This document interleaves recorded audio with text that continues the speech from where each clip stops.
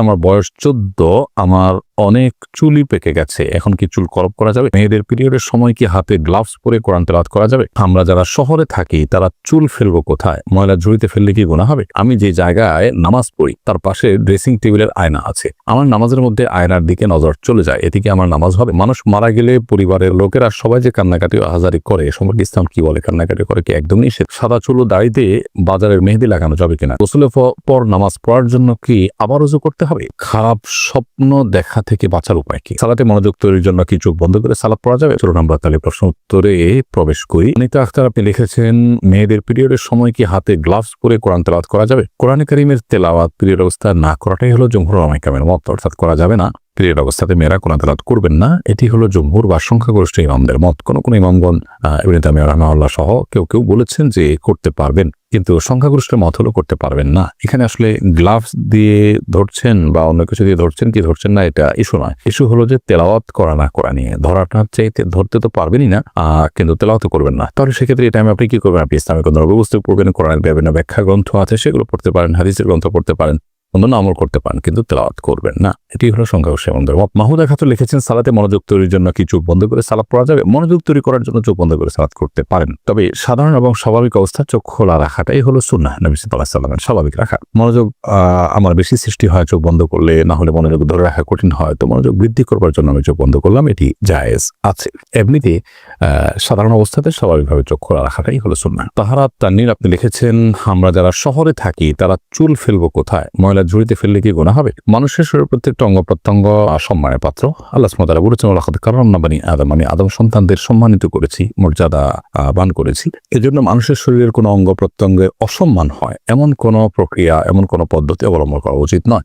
অতএব চুল হোক অন্য কিছু হোক, এগুলোকে মাটিতে পুঁতে ফেলতে পারলে ভালো হয়, কমপক্ষে মাটিতে ফেলে দিলেন, কিন্তু ময়লা আবর্জনার সাথে সেটা ফেলাটা এটা অনুচিত। তবে এর কারণে কোনো হারাম বা বড় গুনাহ হবে ব্যাপারটা সেরকম না। খারাপ স্বপ্ন দেখা থেকে বাঁচার উপায় কি? অনেক সময় মানুষ দুঃস্বপ্ন বা যে স্বপ্ন দেখে মানুষ ভরকে যায়, ভয় পেয়ে যায়, এগুলো সময় শারীরিক দুর্বলতার কারণে হয়, মানসিক অবসাদগ্রস্ত থাকার কারণে হয়। অতএব সেটি যেন না হয় সেটি খেয়াল করা দরকার। অনেক সময় নির্ঘুম থাকার কারণে অল্প ঘুমালে বা সামান্য ঘুমানোর সময় এই ধরনের পরিস্থিতি তৈরি হয়। এটার নানা গবেষণা আছে, আপনি একটু খুঁজে দেখতে পারেন। আর এর বাইরে অর্থবহ স্বপ্ন যেগুলো মনে হচ্ছে যে ইঙ্গিতমূলক এবং সেটি দেখে আমি ভরকে যাচ্ছি, তাহলে এরকম স্বপ্ন যেন না দেখি, তার জন্য আসলে বিশেষ কোনো উপায় আছে বলে আমার জানা নেই। তবে আপনি যেটি করতে পারেন, তাহলে এই ধরনের স্বপ্ন দেখার পর সুন্নাহের আলোকে বাম পাশে আপনার যে অবস্থায় থাকেন সে অবস্থা, তার হাতের বাম পাশে আপনি প্রতীকী থুথু ফেলবেন 3 বার, হালকা হালকা করে ঠোঁটের আগায় আপনি 3 বার থুথু করে আপনি প্রতীকী থুথু ফেলবেন। এর বাইরে আমানতু বিল্লাহি ওয়া রাসূলিহি পড়বেন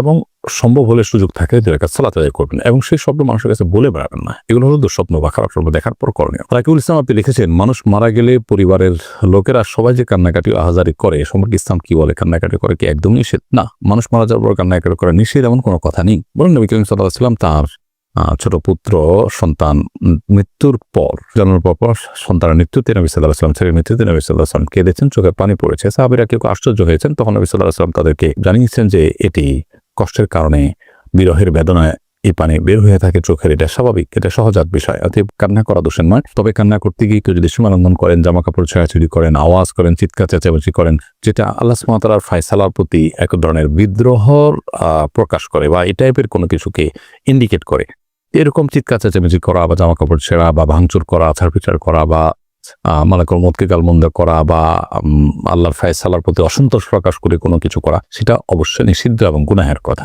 অতএব সে বিষয়ে আমাদেরকে সাবধান এবং সতর্ক থাকতে হবে। আপনি ইমরান খান আপনি লিখেছেন, সিগারেট খেয়ে মসজিদের ভেতরে যাওয়া যাবে কিনা? আমাদের গ্রামের অনেকে সিগারেট খেয়ে গায়ে দুর্গন্ধ সহকারে মসজিদের ভেতর প্রবেশ করে, তাদের পাশে যারা থাকে তাদের অনেক কষ্ট হয়। এ বিষয়ে দয়া করে কিছু বলবেন। ভাই ইমরান খান, সিগারেট খেয়ে মসজিদের ভেতরে যাওয়া বা ধূমপান করে মসজিদের ভিতরে যাওয়া, এর মানে হলো আমাদের মুখে যে দুর্গন্ধ হয় সেই দুর্গন্ধটা নিয়ে মসজিদে প্রবেশ করা। আর এতে মানুষজন যেমন কষ্ট পাবে, ঠিক একইভাবে মসজিদে ফেরেশতাদের অবস্থান থাকে, তারাও কষ্ট পান। নবী করিম সাল্লাল্লাহু আলাইহি ওয়াসাল্লাম বলেছেন, তাতাআদ্দাল মালাইকাতু বিমা ইয়াতাআদ্দা বিহি বানু আদম। আদম সন্তানরা যে সমস্ত বিষয়ের কারণে কষ্ট পায়, ফেরেশতারা একই বিষয়গুলোতে কষ্ট পান। সেজন্য আমরা মসজিদে গিয়ে ফেরেশতাদের কষ্ট হতে পারে এরকম কোনো কাজ করা উচিত নয়, মানুষের কষ্ট হতে পারে কোনো কাজ করা উচিত নয়। এই জন্য কেউ যদি ধূমপান করে থাকেন, সেটা এমনিতেই গুনাহের কথা। তারপর ধূমপান করে মসজিদে তিনি যেতে হবে, নামাজ তো পড়তেই হবে, সেক্ষেত্রে তাকে ওযু করে মুখ ধুয়ে পরিষ্কার করে কুলি করে ভালো করে মুখের দুর্গন্ধ দূর করে নিয়ে তারপরে মসজিদে প্রবেশ করা উচিত। যদি একান্ত দুর্গন্ধ দূর করতে নাও পারেন, তার চেষ্টা থাকতে হবে অন্তত যে আমি কুলটুলি করে দুর্গন্ধ দূর করব, এরপর তিনি মসজিদে প্রবেশ করবেন। মিনহাজ রহমান আপনি লিখেছেন, গোসলের পর নামাজ পড়ার জন্য কি আবার উযু করতে হবে? গোসলের পর নামাজ পড়ার জন্য আলাদা করে উযু করার প্রয়োজন নেই, যদি গোসলটা আপনি সুন্নাহসম্মতভাবে করে থাকেন। সুন্নাহসম্মত গোসল কি? সুন্নাহসম্মত গোসল হলো শরীরের কোনো জায়গায় নাপাক লেগে থাকলে, সেটা কাপড় হোক শরীর হোক, সেই জায়গাটাকে আগে আলতোভাবে ধুয়ে ফেলতে হবে। এরপর 2 হাতের কবজি ভালো করে ধুয়ে 3 বার ঠিক ওজুর মতো করে 3 বার কুলি, ওজুর মতো নয়, ওজুর নিয়ত করে একেবারে 3 বার কুলি, 3 বার নাকে পানি, মুখ ধোয়া, হাত ধোয়া এবং মাথা মাসা করা। এরপরে পুরো শরীরে পানি ঢেলে আপনি গোসল শেষে 2 পায়ের গোড়ালি পর্যন্ত ধুয়ে আপনি চলে আসলেন। তাতে আপনার ওজু দিয়ে গোসল শুরু হলো, গোসল শেষ, ওজুর শেষ কাজটা পাও ধুয়ে আপনি বের হয়ে চলে আসলেন। এরপর আলাদা করে আপনার ওজু করার কোনো প্রয়োজন নেই। অনেকে অহেতুক এরপর আবার ওজু করতে থাকেন। একবার ওজু আছে, সে ওজু আপনি থাকা অবস্থায় কোনো ইবাদতই করেনি, ওযু দিয়ে প্রয়োজন ছাড়া আবার ওযু করার কোনো মানে হতে পারে না। সেজন্য গোসলের পর ওযু করার কোনো প্রয়োজন নেই, যদি সেটা সুন্নাহসম্মত গোসল হয়ে থাকে। সুন্নাহসম্মত গোসল হয়নি, আপনি এমনিতে গোসল করে আসছেন, অথবা গোসল করতে গিয়ে আপনার ওযু ভঙ্গ হয়েছে, বায়ু নির্গত হয়েছে, তাহলে সেক্ষেত্রে তো আপনি গোসল পর আবার ওযু করবেন। সেরিনা আক্তার আপনি ইউটিউব চ্যানেল থেকে আমাদের প্রশ্ন করেছেন, আমার বয়স 14, আমার অনেক চুলই পেকে গেছে, এখন কি চুল কলপ করা যাবে? চুল পেকে গেলে আপনি লাল কালার করতে পারেন, সেটা নিশ্চয়ই দেখতে অসুন্দর দেখায় না। সচরাচর 2-4টা চুল পাকলে সামান্য ওইটুকু চুল লাল কালারের পর সুন্দরই লাগে। নবী করিম সাল্লাল্লাহু আলাইহি ওয়াসাল্লাম সাদা চুলকে অন্য কালারে পরিবর্তন করতে বলেছেন, তবে কালোকে পরিহার করতে বলেছেন। তিনি বলেছেন তোমরা কালো কালার থেকে বেঁচে থাকবে, সেই জন্য কলপ কালো কলপ দিয়ে আপনি চুলের কালার পরিবর্তন করবেন না। সাদা চুল ও দাড়িতে বাজারের মেহেদি লাগানো যাবে কিনা? যাবে। বাজারে যে আর্টিফিশিয়াল মেহেদি আছে লাগানো যাবে, যদি এটা উপর দিয়ে মনে হয় যে আলাদা প্রলেপ তৈরি হয়, তারপর এটি লাগানো যাবে, কারণ এই প্রলেপটা আসলে কেমিক্যালের কারণেই মনে হয়। মারিয়াম জাহান সীমা লিখেছেন, আমি যে জায়গায় নামাজ পড়ি তার পাশে ড্রেসিং টেবিলের আয়না আছে, আমার নামাজের মধ্যে আয়নার দিকে নজর চলে যায়, এতে কি আমার নামাজ হবে? আমরা যখন সালাত আদায় করব তখন এমন কোনো কিছু আমাদের দৃষ্টির সীমানার মধ্যে থাকা উচিত নয় যা আমাদের সালাতের মনোযোগকে নষ্ট করে, সালাতের মনোযোগে ব্যাঘাত সৃষ্টি করে। অতএব আমরা যখন সালাত আদায় করব, ঠিক আমাদের সামনেই যদি আয়না থাকে এবং সেই আয়না যদি আমাদের চোখ পড়ে, অর্থাৎ আমাদের দৃষ্টির সীমানার মধ্যে থাকে, তাহলে সেক্ষেত্রে সেটা অনুচিত হবে। হয় আমি তার ডানে বামে এমন কোনো জায়গায় দাঁড়াবো যে আয়না চোখ পড়বে না, অথবা পেছনে দাঁড়াবো যে এত দূরে চোখ যাবে না, অথবা কিছু দিয়ে আয়না ঢেকে নিব, এমনটি করা আমাদের উচিত এবং কর্তব্য।